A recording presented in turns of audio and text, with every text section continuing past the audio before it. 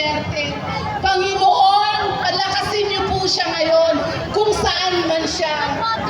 Ibigay niyo po sa kanya ang karunungan, maging din ang pagpapahinahon, O Diyos. Nawa ikaw kanyang masumpungan sa ganitong panahon. Nawa ikaw lumapit sa kanya, O Diyos, at ilapit niya ang kanyang sarili sa iyo. Panginoon, kung ano man ang nangyari sa kanyang buhay, ayaw namin siyang hatulan sapagkat ikaw ang Diyos na mahabagin.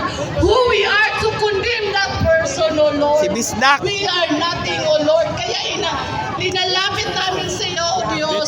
Bigyan niyo po siya ng buhay na magkaroon pa ng saysay, Panginoon. Maraming salamat at pinagtatagubilin namin sa iyong lahat.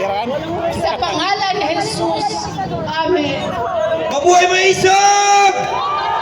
Doon po ang direksyon, tungo tayo sa liwasang Bonifacio! We are the sovereign Filipino people, imploring the aid of Almighty God. Huwag po tayo In order to magpapagwata. build the trust in your main Sundan po society natin and ang its the place of government. Huwag tayo Action magwawatak-watak. body of Diyos. Dito po ang daan sa rekto. Promote the common good. Dito po sa rekto ang daan, wala pong magwawatak-watak. Sa ating mga kapulisan, maraming salamat. Saludo po sa inyo!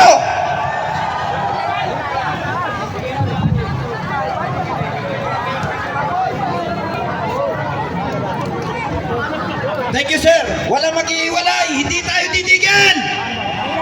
Sir, maraming salamat. Hanggang sa muling pagkikita. Thank you po. God bless, sir. God bless.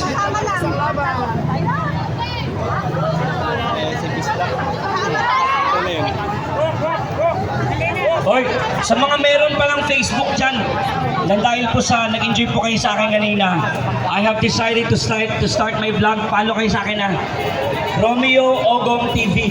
Manood kayo sa akin. Kung si Kero din lang ha. Salamat.